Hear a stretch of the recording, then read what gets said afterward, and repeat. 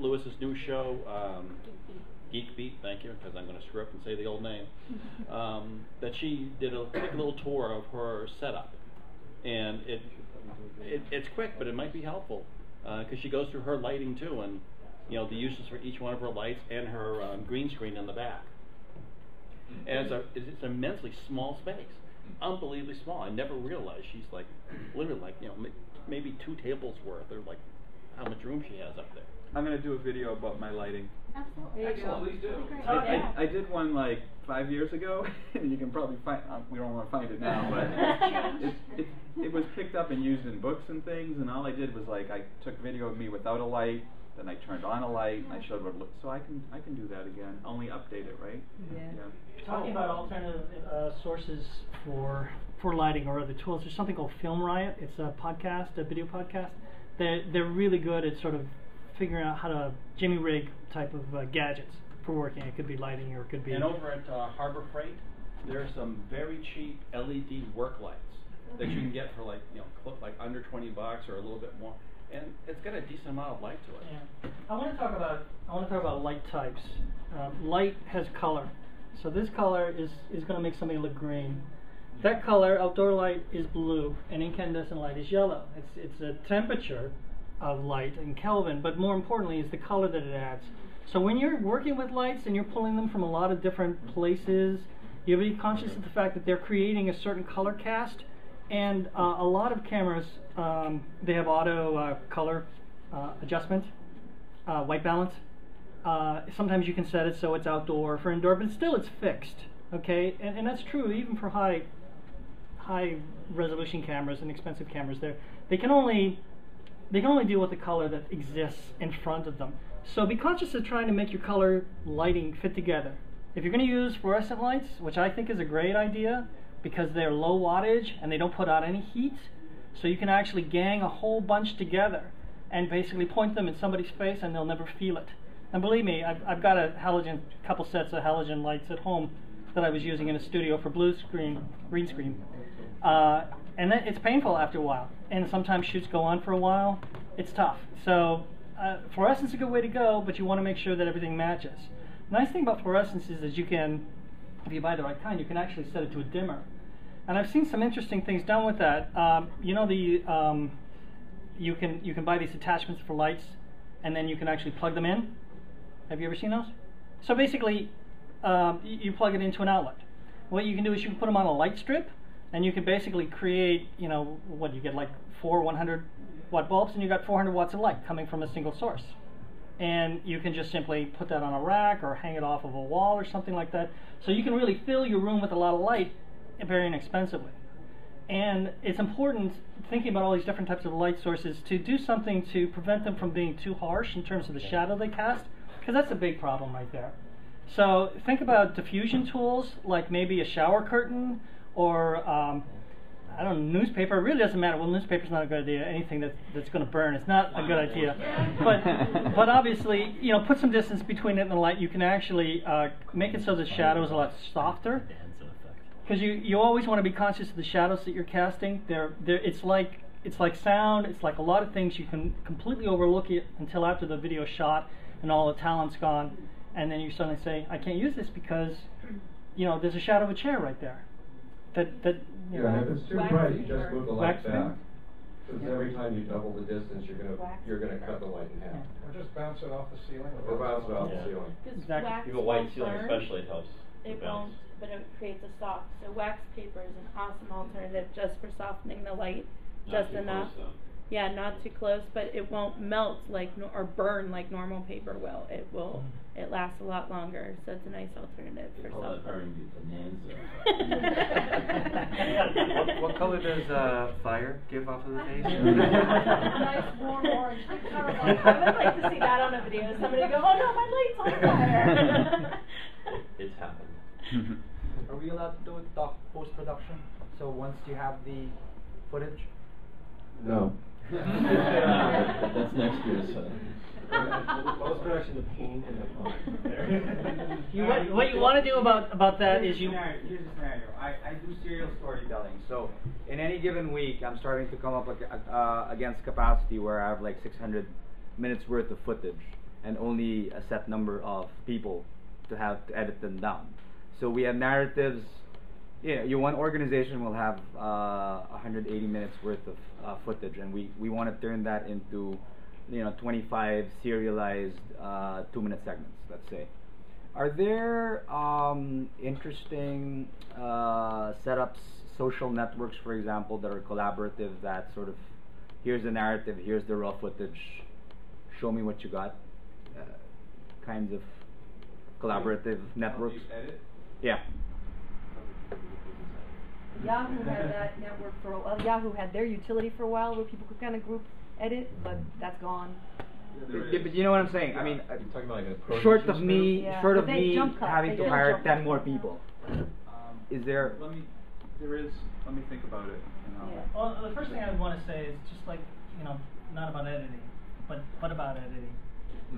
The best editing that you can do is in pre-production.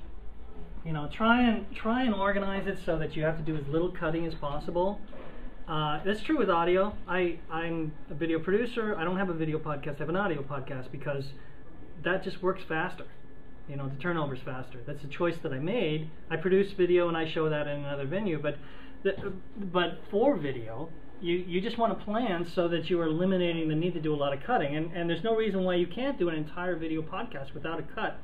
That doesn't just represent a single talking head. You can. I don't know exactly what your situation is, and this may not apply, but you can certainly edit in camera, where basically you know exactly what you need to shoot in what particular order. You stop at a certain point, you move the camera to another location, and you start shooting that. And maybe that doesn't work for you. I don't know. I'll give you the scenario. Okay. I'm not that conversation, but the scenario would be like, I don't do scripts. I want organic, authentic conversations where if the person's pausing and thinking, that's part of the conversation. That's got to happen. So inevitably I'll have those. But I understand what you're doing, what you're saying, where in the R&D process, looking at our system day in and day out, we're really trying to get a lot more efficient. But you can't take away, I'll never do a script. Is the interviewer a part of the show, or do you have to cut it out?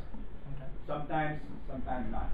The end result is no matter how efficient we want to be in the actual taking of the footage, so that to lessen editing, you still have mountains of gobs of things to edit. So I'm not doing this as features. I'm doing it for clients. I'm doing it for the symphony orchestra and talking to all their members about what they enjoy. So that's a lot of footage. Well, there's no question that the more you do a particular format or formula, the more efficient you can become. But I don't know that even in the 22nd century, whether there'll be anything that can compensate for the fact that it takes time to review the footage in order to be able to edit it. So I don't know that that's an option, but you can hope.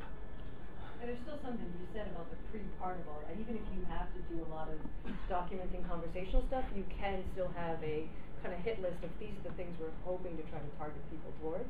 I mean, it's the same thing about storyboarding or any of that pre-stuff as much as you can to direct it in the right, concise way as much as you can to start. We do that. And here's an issue with editing in groups or distributing it, is that you really have to be familiar with the material as a whole in all of its various pieces in order to be able to create the finished piece. So it becomes very complicated. I've worked with another person very closely, a director who wanted to be right in there with the footage, and it took at least twice as much time. So if you're farming out to a bunch of other people, they're still going to have to spend the time. I'm sorry, I didn't mean to be so negative, but I really think that that's a definite brick wall. Here's the thing that you should look at: open source cinema. opensourcecinema.org. It's a site that lets you post up video and let people come in and remix it and help you edit it. And this guy that I interviewed for my book, it's his site, and he made a movie, and he had the audience help him edit the movie. And so they all put up their cuts of it, and he picked ones he wanted, and that's how he assembled his whole movie. So look at that. Thank you. Right in the back there. Yeah, I got here late, so you might have talked about this. Wondering about HTML5 in terms of video. It seems like one of the big appeals is it's going to be more universal for video. Am I hoping for too much? What I know of it is that One of the biggest challenges with HTML5 now is it's in all modern browsers, right? All modern browsers use it, but there's some scaling issues. Like if you want full screen video, HTML5 isn't necessarily there yet.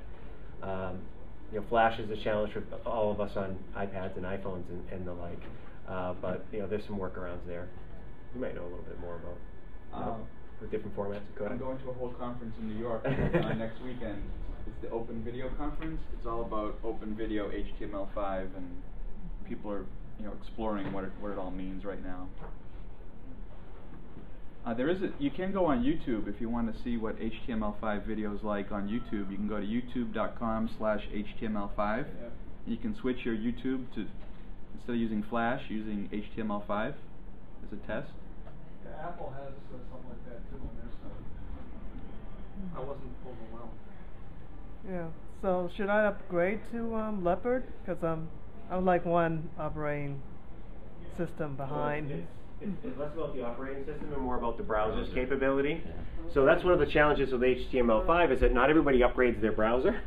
Yeah, because every time I visit YouTube, they say, please upgrade your browser. And that's where I get a call from my mother-in-law going, why won't this video play, right? So all the videos play fine for me. This is actually on the YouTube side about HTML5 and all the browsers it supports. So if you go to any one of those browsers, probably well, I have PodCamp free. It's a wrapper for video. Right. It's not a video standard. It just makes playing video easier. Embedding video in pages easier. I was reading about a study where the video length is, or attention span for people with online video is 1 minute and 20 or so seconds. Is that right? I think it depends on the type of content. Yeah, it's it really is specific to the content. Yeah, it really does. In general, everything on the web happens really fast. I have a site that's called the Gymnastic Minute, and we try to make them a minute. And it just picked up through the gymnastics community, a lot. It's got a couple thousand subscribers and all that, but I've been running it for a year. But the whole purpose of doing that site is because I have full-length videos that you can buy. And so, so that brings a lot of audience in there and a lot of viewerships on there. So it's really kind of for a niche market where I can still take those videos and I can do them as a video on demand and sell them through YouTube too. So it depends on your market. We made a reference earlier about, snack blog posts versus long blog posts. There's a market for all of it. The other thing too is that from what I understand with movies, there's like a 3-second time span where the scene changes. So with the longer pieces of content, if you ever